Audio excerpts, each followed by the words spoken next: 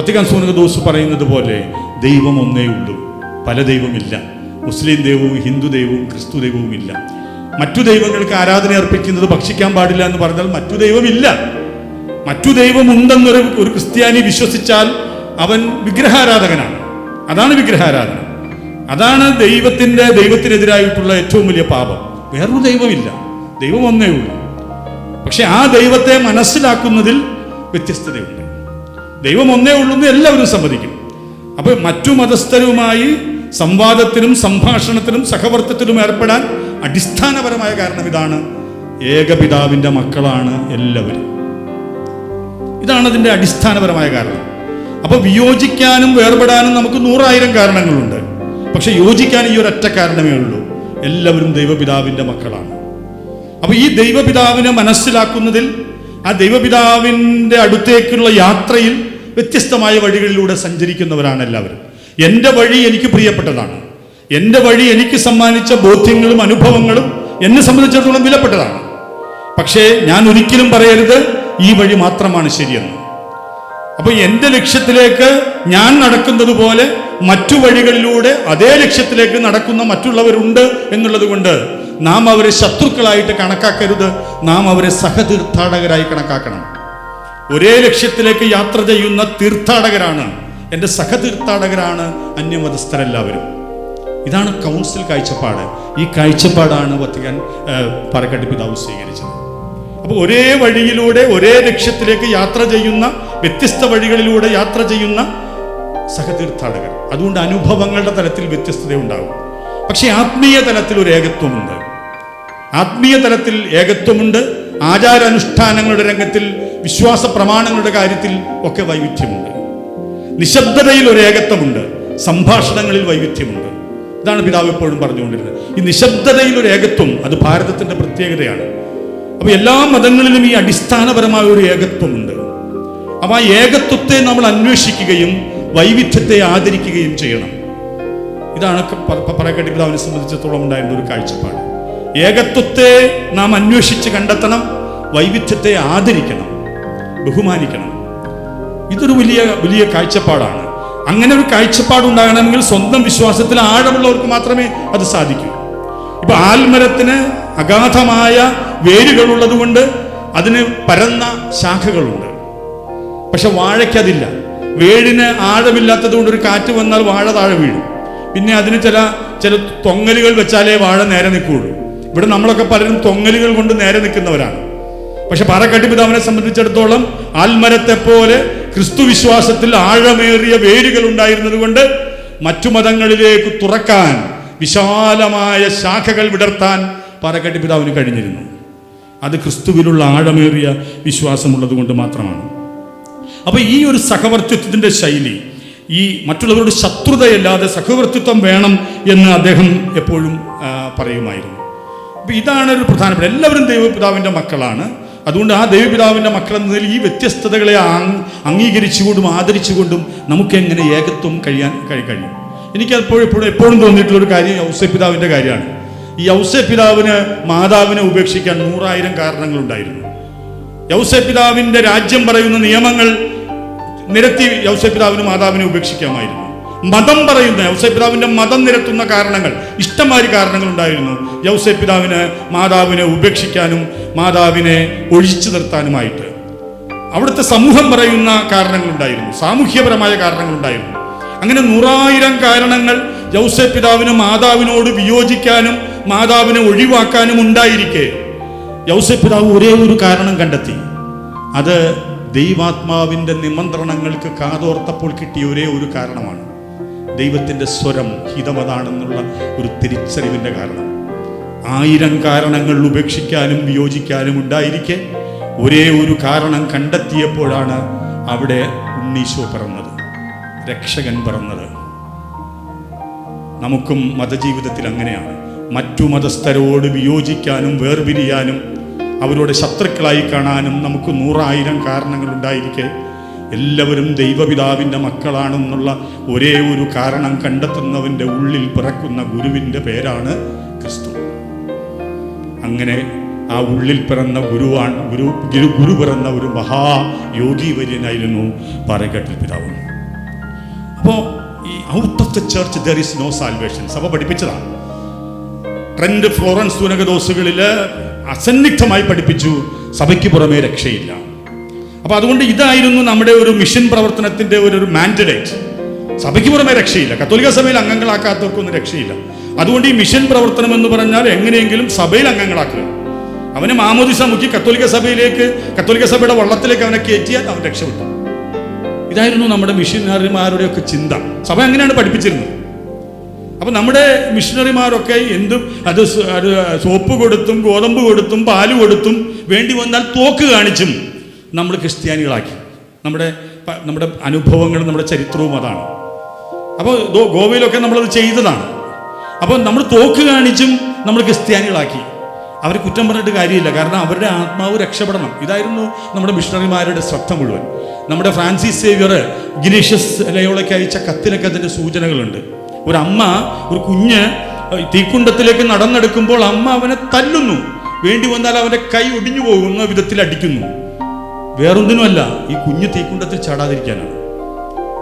അപ്പോൾ അതുപോലെ ഇവരുടെ ഈ മറ്റു മതസ്ഥരുടെ ആത്മാക്കളെ രക്ഷിക്കാനുള്ള ആഗ്രഹത്തിലും അമിതാവേശത്തിലും അവരെ എങ്ങനെയെങ്കിലും ക്രിസ്ത്യാനികളാക്കുക. ഇതിനെയായിരുന്നു ഗാന്ധിജിയും എതിർത്തത്. കൽക്കട്ടയിൽ മിഷൻ പ്രവർത്തനത്തിൻ്റെ വന്നപ്പോൾ നമുക്കറിയാലോ, ലോകം കണ്ട ഏറ്റവും വലിയ ക്രിസ്തു ശിഷ്യൻ ആരാണെന്ന് എന്നോട് ചോദിച്ചാൽ ഞാൻ പറയും അത് മഹാത്മാഗാന്ധിജിയാണ്. ക്രിസ്തുവിനെ സ്വജീവിതത്തിൽ അടയാളപ്പെടുത്തിയത് ഗാന്ധിയെ പോലെ മറ്റാരുമില്ല. പക്ഷെ ആ ഗാന്ധി പോലും ഈ മിഷൻ പ്രവർത്തനത്തിൻ്റെ ഈ ശൈലിയെ അതിരൂക്ഷമായി വിമർശിക്കുകയാണ് ഉണ്ടായത്. അദ്ദേഹം പറഞ്ഞു, റോസാപുഷ്പം, ഈ റോസാപുഷ്പം നിങ്ങൾ ഇതിങ്ങനെ പ്രഘോഷിച്ച് നടക്കേണ്ട കാര്യമൊന്നുമില്ല. അതിൻ്റെ സൗന്ദര്യം കണ്ടിട്ട്, അതിൻ്റെ സൗരഭ്യം അനുഭവിച്ചിട്ട് ആളുകൾ മുഴുവൻ അതിനെ സ്വന്തമാക്കാൻ ശ്രമിക്കും. ക്രിസ്തുവിനെ നിങ്ങളിങ്ങനെ മാർക്കറ്റ് ചെയ്യരുത്. ഈ മതങ്ങളുടെ മാർക്കറ്റിൽ വിളിച്ചു നടക്കേണ്ട ഒരാളല്ല ക്രിസ്തു. അപ്പോൾ അതുകൊണ്ട് ക്രിസ്തുവിനെ നിങ്ങളുടെ അനുഭവത്തിലൂടെ പങ്കുവയ്ക്കാൻ പരിശ്രമിക്കണമെന്ന് ഗാന്ധിജി എപ്പോഴും പറയുമായിരുന്നു. അപ്പോൾ വാസ്തവത്തിൽ രണ്ടാം വത്തിക്കാൻ കൗൺസിൽ നൽകുന്ന വലിയ ദർശനം അതാണ്. സുവിശേഷവൽക്കരണം എന്ന് പറയുന്നത് ക്രിസ്ത്യാനികളെ ആക്കുന്ന പരിപാടിയല്ല, ക്രിസ്താനുഭവം പങ്കുവെക്കലാണ്. എന്നിലുള്ള ക്രിസ്തുവിനെ മറ്റുള്ളവർക്ക് പകർന്നു കൊടുക്കുന്ന പ്രക്രിയയുടെ പേരാണ് സുവിശേഷവൽക്കരണം. ഇതാണ് വത്തിക്കാൻ കൗൺസിൽ നൽകിയ ഒരു പുതിയ ദർശനം. വത്തിക്കാൻ കൗൺസിൽ പല കാര്യങ്ങളിലും ഒരു പാരഡൈം ഷിഫ്റ്റ് നൽകിയതാണ്. പ്രധാനമായും ഞാൻ വിചാരിക്കുന്നു 5 കാര്യങ്ങളിലാണ് വത്തിക്കാൻ സുനകദോസ് ഒരു പുതിയ കാഴ്ചപ്പാട് നൽകിയത്. അതൊന്ന് ദൈവത്തെക്കുറിച്ച്, 2 ക്രിസ്തുവിനെക്കുറിച്ച്, 3 സഭയെക്കുറിച്ച്, 4 ലോകത്തെയും അതിൻ്റെ സംവിധാനങ്ങളെയും കുറിച്ച്, 5 മനുഷ്യവംശത്തെക്കുറിച്ച് ഒരു പുതിയ കാഴ്ചപ്പാട്, ഒരു പുതിയ പാരഡൈം ഷിഫ്റ്റ് വത്തിക്കാൻ സുനകദോസ് നൽകി. ഇവിടെ അച്ഛൻ പറഞ്ഞു, സഭയെക്കുറിച്ച് നടത്തിയ കാഴ്ചപ്പാടിൻ്റെ പ്രതിഫലനമാണ് ലിറ്റർജിയെ സംബന്ധിച്ചുമൊക്കെ ഉണ്ടായിട്ടുള്ള ഈ നവീകരണ പ്രക്രിയയൊക്കെ വത്തിക്കാൻ കൗൺസിൽ നൽകിയത്. അപ്പോൾ ലോകവും അതിൻ്റെ സംവിധാനങ്ങളും മനുഷ്യകുലവും അതിൻ്റെ സംസ്കാരങ്ങൾ, വിവിധ മതങ്ങൾ, ഇതിനൊക്കെ വത്തിക്കാൻ കൗൺസിൽ ഒരു പുതിയ ദർശനത്തിലൂടെ കണ്ടു. Out of the church there is no salvation എന്നത് സഭയുടെ പഠനമായിരുന്നു. അത് ആദിമ സഭാപിതാക്കന്മാർ പഠിപ്പിച്ചതാണ്. ക്രിസ്തുവാണ് ഏകരക്ഷകൻ, സഭയ്ക്ക് പുറമെ രക്ഷയില്ല. പക്ഷെ അതിനെ വത്തിക്കാൻ സുനകദോസ് ഒന്ന് റീഡിഫൈൻ ചെയ്തു, ഒന്ന് പുനർവ്യാഖ്യാനിച്ചു.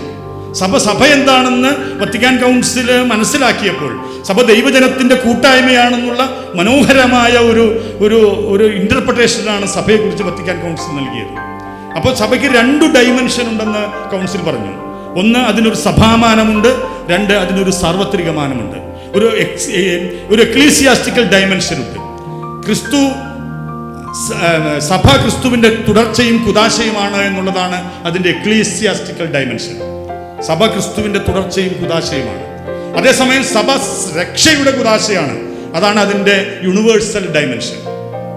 സഭ രക്ഷയുടെ കുദാശയാണ്. അപ്പോൾ സഭ ക്രിസ്തുവിൻ്റെ കുദാശയാണ് സഭാമക്കൾക്ക് എന്നതുപോലെ സഭ സാർവത്രികമായ മനുഷ്യരുടെ രക്ഷയുടെ ഒരു കുദാശയും കൂടിയാണ്. അപ്പോൾ ക്രിസ്തു മരിച്ചത് എല്ലാവർക്കും വേണ്ടിയാണ്. സകല മനുഷ്യരും രക്ഷപ്പെടണമെന്നുള്ള ദൈവത്തിൻ്റെ ആഗ്രഹം.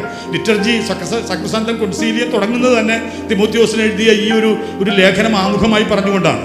സകല മനുഷ്യരും രക്ഷപ്പെടണമെന്നുള്ള ദൈവത്തിൻ്റെ ആഗ്രഹം, അതാണ് സഭയ്ക്കുള്ളത്. അപ്പോൾ അവളുടെ ലിറ്റർജി അങ്ങനെ തന്നെ ആയിരിക്കണം. എന്നെ മാത്രം രക്ഷിക്കുന്ന ഒരു ദൈവമല്ല, സകല മനുഷ്യരെയും രക്ഷിക്കുന്ന ഒരു ദൈവം. അപ്പോൾ രക്ഷയുടെ ഈ സാർവത്രിക കുദാശയായി സഭയ്ക്ക് മാറണം. അപ്പോൾ എങ്ങനെയാണ് സഭ മറ്റുള്ളവരെ രക്ഷിക്കുന്നത്? അപ്പോൾ വത്തിക്കാൻ സുനകദോസ് പറഞ്ഞു, 2 സഭയുണ്ട്. ഒരു ദൃശ്യസഭയുമുണ്ട്, ഒരു അദൃശ്യ സഭയുമുണ്ട്. ഒരു വിസിബിൾ ചർച്ചുണ്ട്, മാർപ്പാപ്പയും കർദിനാളും മെത്രാന്മാരും നമ്മളുമൊക്കെ അംഗങ്ങളായിരിക്കുന്ന ഒരു ദൃശ്യസഭ. ഒരു ഇൻവിസിബിൾ ചർച്ചുണ്ട്, ഒരു അദൃശ്യ സഭ. ആരൊക്കെ ക്രിസ്തുവിന്റെ സുവിശേഷാനുസൃതം ജീവിക്കുന്നുണ്ടോ, ആരൊക്കെ സ്വന്തം മനസ്സാക്ഷിക്കനുസൃതമായി നല്ല ജീവിതം നയിക്കുന്നുണ്ടോ, ആരൊക്കെ മനുഷ്യരുടെ നന്മയെ പ്രതി ജീവിക്കുന്നുണ്ടോ, അവരെല്ലാവരും സഭയിലൂടെ ക്രിസ്തുവിലൂടെ രക്ഷ പ്രാപിക്കും. ഈ ഇൻവിസിബിൾ ചർച്ചിലൂടെ, ഈ അദൃശ്യമായ സഭയിലൂടെ രക്ഷ പ്രാപിക്കും. ഇതായിരുന്നു വത്തിക്കാൻ കൗൺസിലിന്റെ പ്രബോധനം. അപ്പോൾ രക്ഷ പിന്നെ കത്തോലിക്കന്റെ പോക്കറ്റിലല്ല. നമ്മൾ രക്ഷ ഡിസ്ട്രിബ്യൂട്ട് ചെയ്യുന്ന സോൾ സെല്ലിംഗ് ഡിസ്ട്രിബ്യൂട്ടർ അല്ല. നമ്മൾ ചെയ്യേണ്ടത് നമ്മുടെ ക്രിസ്താനുഭവം പങ്കുവെക്കലാണ്. ആ ക്രിസ്തുവിനെ നമ്മൾ മറ്റു സംസ്കാരങ്ങളിൽ അന്വേഷിക്കണം, തേടണം. അവിടെ ഒളിഞ്ഞും തെളിഞ്ഞും കിടക്കുന്ന, അവരുടെ പുണ്യഗ്രന്ഥങ്ങളിൽ ഒളിഞ്ഞും തെളിഞ്ഞും കിടക്കുന്ന ക്രിസ്തുവിനെ നമ്മൾ കണ്ടെത്താൻ പരിശ്രമിക്കണം. ഇത് കൗൺസിൽ പറഞ്ഞതാണ്. ഇതാണ് അക്ഷരശ പാറക്കാട്ട് പിതാവ് നടപ്പിലാക്കിയത്. അപ്പോൾ വത്തിക്കാൻ കൗൺസിലിന്റെ പ്രമാണരേഖ പിന്നെ ഗൗതം എക്സ്പേസിലെ സഭ ആധുനിക ലോകത്തിലെ 22ാം പ്രമാണരേഖ ഇങ്ങനെയാണ്: ആരുടെ ഹൃദയങ്ങളിൽ അദൃശ്യമാംവിധം പ്രസാദവരം പ്രവർത്തിക്കുന്നുണ്ടോ ആ സന്മനസ്സുള്ള സകല മനുഷ്യരെ സംബന്ധിച്ചും ഇതെല്ലാം വാസ്തവമാണ്. കാരണം മനുഷ്യവംശത്തെക്കുറിച്ച്, മനുഷ്യ മഹാകുടുംബത്തെക്കുറിച്ചൊക്കെ പറഞ്ഞിട്ടാണ് 22ാം ഇതിലേക്ക് വരുന്നത്. പാപം എന്താണ്, മനുഷ്യവംശം എന്താണെന്നൊക്കെ പറഞ്ഞിട്ട് 22ാമത്തെ ഖണ്ഡികയിൽ വരുമ്പോൾ പറയുകയാണ്, എല്ലാ മനുഷ്യർക്കും സംബന്ധിച്ചുള്ള ഇതെല്ലാം വാസ്തവമാണ്. കാരണം ക്രിസ്തു മരിച്ചത് എല്ലാവർക്കും വേണ്ടിയാണ്. മനുഷ്യന്റെ ആത്യന്തികമായ വിളി ഏകമാണ്, ദിവ്യവുമാണ്. വളരെ മനോഹരമായ ഒരു വാചകമാണ്. മനുഷ്യന്റെ ആത്യന്തികമായ വിളി ഏകമാണ്, ദിവ്യവുമാണ്. തന്മൂലം എല്ലാ മനുഷ്യർക്കും ക്രിസ്തുവിന്റെ പെസഹാരഹസ്യവുമായി സംയോജിക്കാനുള്ള സാധ്യത ദൈവത്തിന് മാത്രം ഗ്രാഹ്യമായ രീതിയിൽ പവിത്രാത്മാവ് നൽകുന്നുണ്ടെന്ന് നാം വിശ്വസിക്കേണ്ടിയിരിക്കുന്നു. ഇത്ര മനോഹരമായ പഠനമാണ്. എല്ലാ മനുഷ്യർക്കും ക്രിസ്തുവിന്റെ പെസഹാരഹസ്യവുമായി സംയോജിക്കാനുള്ള സാധ്യത. നമുക്കറിയാം, മനുഷ്യന്റെ രക്ഷയ്ക്ക് വേണ്ടിയാണ് അവൻ കുരിശിൽ മരിച്ചത്. മനുഷ്യന്റെ രക്ഷ സാധ്യതമായത് അവന്റെ പീഡാനുഭവവും കുരിശുമരണവും ഉത്ഥാനവും കൊണ്ടാണ്. അതാണ് പെസഹാരഹസ്യം. ആ പെസഹാരഹസ്യത്തിൽ ക്രിസ്ത്യാനികളായി നമ്മൾ മാത്രമല്ല പങ്കാളികളാകുന്നത്.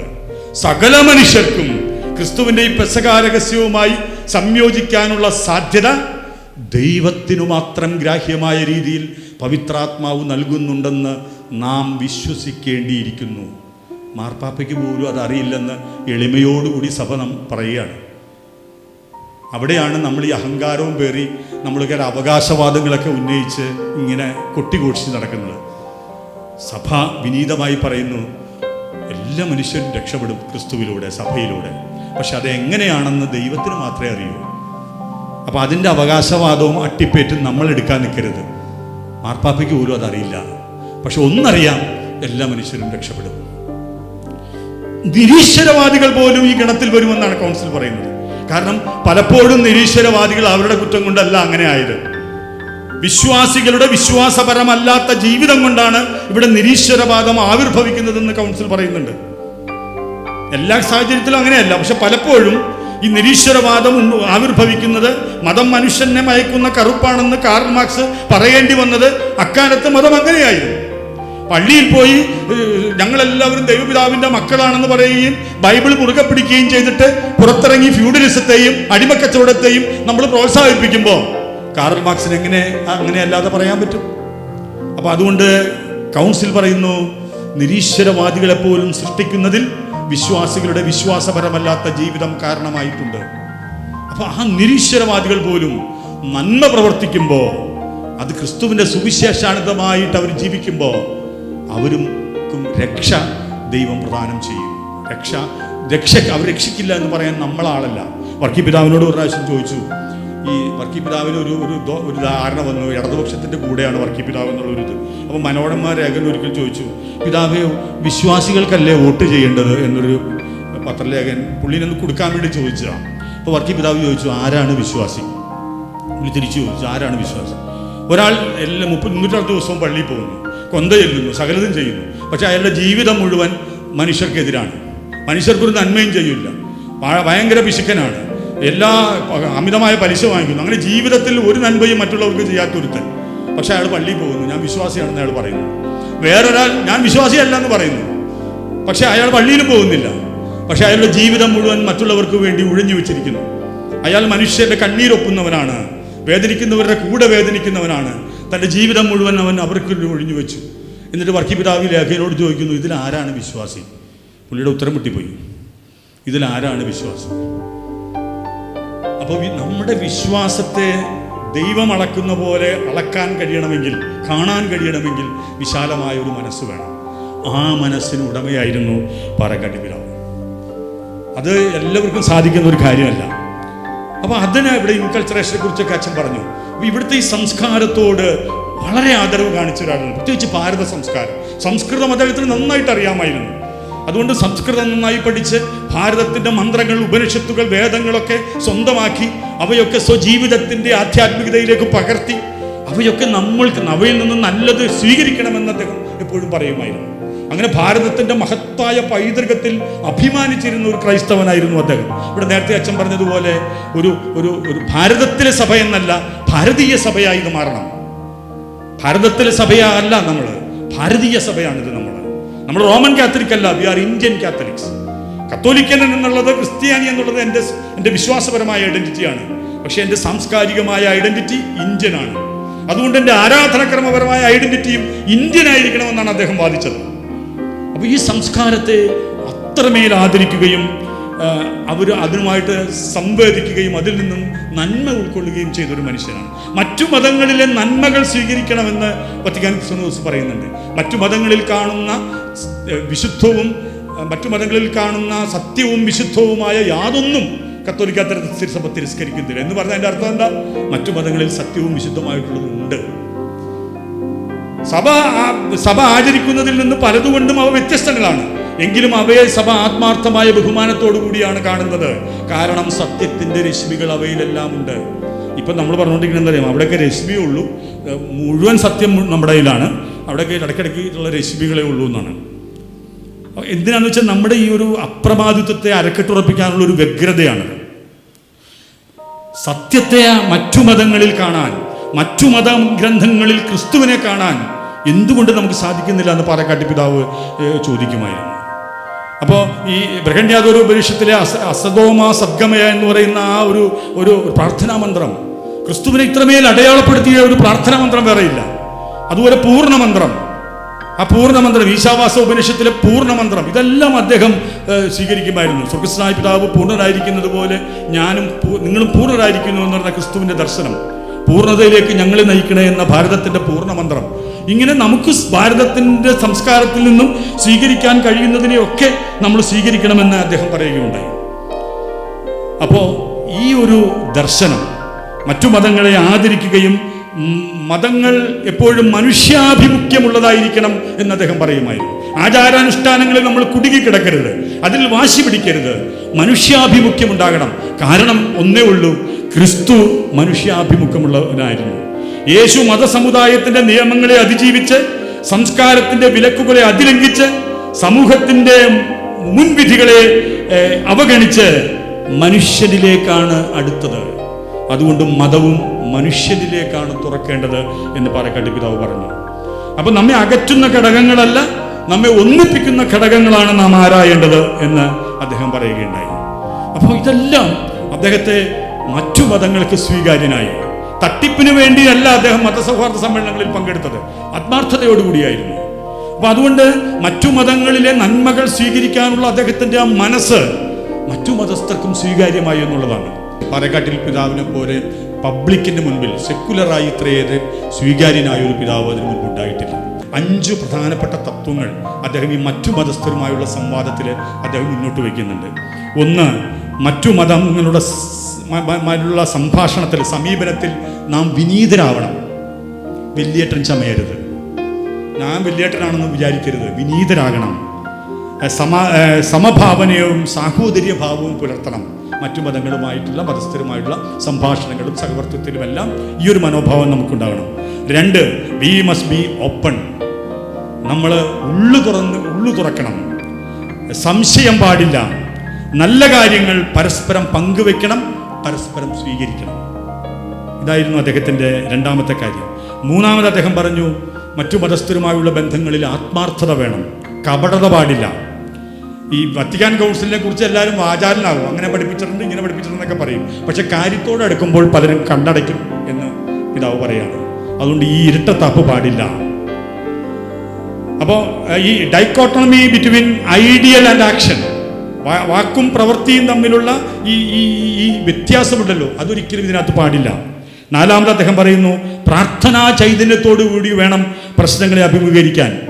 തൻ്റെ മക്കളായ ഹിന്ദുവും ക്രിസ്ത്യാനിയും മുസൽമാനും ഏകയോഗമായി അർപ്പിക്കുന്ന പ്രാർത്ഥന, ആ പ്രാർത്ഥനയിൽ ദൈവം സന്തുഷ്ടനാകും. അതുകൊണ്ട് നമ്മൾ ചില ചാട്യങ്ങൾ പിടിക്കരുത്. പൊതുവായി സ്വീകരിക്കാവുന്ന വാക്കുകളെ സ്വീകരിക്കാവുള്ളൂ. അത്ര സന്ദർഭങ്ങളെന്ന് പറയായിരുന്നു. ഈ ഗീതാ മുഖർജി എന്ന് പറയുന്ന ഒരു ഹിന്ദു പെൺകുട്ടി മദർ തെരേസയുടെ അടുത്ത് എപ്പോഴും വരുമായിരുന്നു, ചെറുപ്പം മുതലേ. അപ്പോൾ ഗീതാ മുഖർജി വന്ന് വൈകുന്നേരം വന്ന്, ഞാൻ പെട്ടെന്ന് അവസാനിപ്പിക്കാം, അപ്പോൾ വരുമ്പോൾ മദർ തെരേസ ഒരുമിച്ചിരുന്ന് പ്രാർത്ഥിക്കും. അപ്പോൾ ഇവള് 10ാം ക്ലാസ് കഴിഞ്ഞു, പ്രീ ഡിഗ്രി കഴിഞ്ഞു. ഡിഗ്രി കഴിഞ്ഞപ്പോൾ ഇവള് മദറിനോട് ഗീത ഒരു സംശയം ചോദിച്ചു. മദറെ, എത്രയോ കാലമായി ഞാനിവിടെ വരുന്നു, നമ്മൾ പ്രാർത്ഥിക്കാനിരിക്കുമ്പോൾ എന്തുകൊണ്ടാണ്, നിങ്ങളുടെ ദൈവം ജീസസ് അല്ലേ, എന്തുകൊണ്ടാണ് മദർ പ്രാർത്ഥിക്കുമ്പോൾ ജീസസ് എന്ന പദം ഉപയോഗിക്കാത്തത്? ഓൾമൈറ്റി എന്നുള്ള പദമാണല്ലോ ഉപയോഗിക്കുന്നത്, ദൈവം എന്നുള്ള ഒരു പദമല്ലേ ഉപയോഗിക്കുന്നത്. അപ്പം മദർ മറുപടി പറഞ്ഞു, മോളെ, ഞാനും നീയും വ്യത്യസ്തമായ വിശ്വാസങ്ങളിലുള്ളവരാണ്, പക്ഷെ നമ്മളെല്ലാവരും ഒരേ പിതാവിൻ്റെ മക്കളാണ്. ഞാനും നീയും ഒന്നിച്ചിരുന്നു പ്രാർത്ഥിക്കുന്നു എന്നുള്ളതാണ് ദൈവത്തിന് ഏറ്റവും ഇഷ്ടം, പ്രത്യേകമായ ഒരു പദം വെച്ച് പ്രാർത്ഥിക്കുന്നതിലല്ല എന്ന്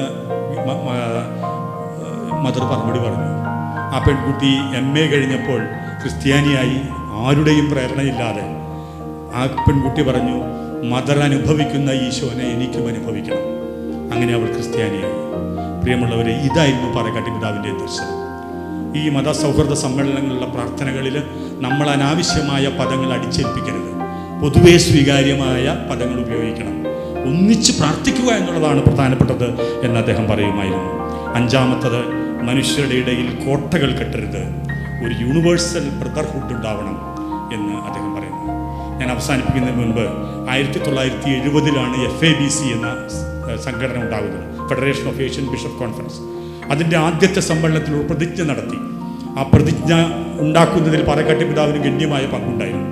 അത് 25/11/1970 മനിലയിൽ വെച്ച് ഈ മെത്രാന്മാർ നടത്തിയൊരു പ്രതിജ്ഞയാണ്.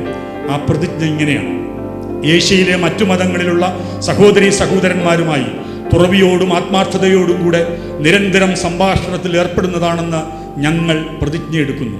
നമ്മെ ആധ്യാത്മികമായി സമ്പുഷ്ടരാക്കുവാൻ, മറ്റുള്ളവരിൽ നിന്ന് പഠിക്കാനും സമഗ്ര പുരോഗതി നേടാനുമുള്ള യജ്ഞത്തിൽ മറ്റു മതസ്ഥരോടൊത്ത് കൂടുതൽ ഫലപ്രദമായി പ്രവർത്തിക്കാനും ഈ സഹവർത്തിത്വം നമ്മെ സഹായിക്കട്ടെ. ഇത് മെത്രാന്മാരെടുത്ത പ്രതിജ്ഞയാണ്. ഈ പ്രതിജ്ഞയിൽ ഉറച്ചു നിൽക്കാൻ കഴിയുന്ന മെത്രാന്മാർ നമുക്കിവിടെ ഉണ്ടായിരുന്നെങ്കിൽ ഈ നാടെത്ര സുന്ദരമായേനെ. പാറക്കാട്ടി പിതാവ് CBCയുടെ പ്രസിഡൻ്റായിരുന്നു. നമുക്കിപ്പോഴും ഒരു CBCയുടെ പ്രസിഡന്റ് മലയാളിയായിട്ടുണ്ട്. ഈ പ്രതിജ്ഞ അദ്ദേഹം ഒന്ന് ആവർത്തിച്ച് വായിക്കുകയും അത് ആത്മാർത്ഥമായി ഉൾക്കൊള്ളുകയും ചെയ്താൽ നമ്മുടെ സഭയുടെ ചിത്രം മാറിക്കിട്ടുമെന്നുള്ള കാര്യത്തിൽ എനിക്ക് സംശയമില്ല. അതുകൊണ്ട് പാറക്കാട്ടി പിതാവ് ഉയർത്തിയ സമുന്നയത്തിൻ്റെ, സംഭാഷണത്തിൻ്റെ, സഹവർത്തിത്വത്തിൻ്റെ ശൈലി നിത്യജീവിതത്തിൽ നാം അവലംബിക്കണം.